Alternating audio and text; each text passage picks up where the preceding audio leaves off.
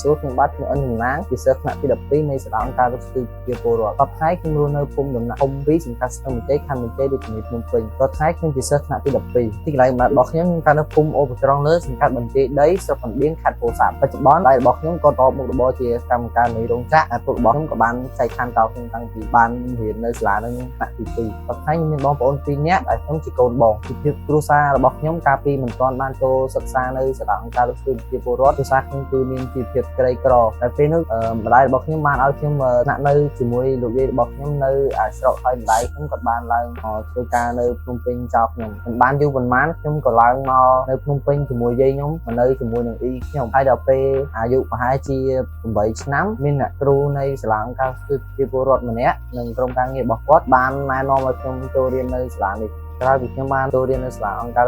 ជាពលរដ្ឋខ្ញុំបានផ្លាស់ប្ដូរ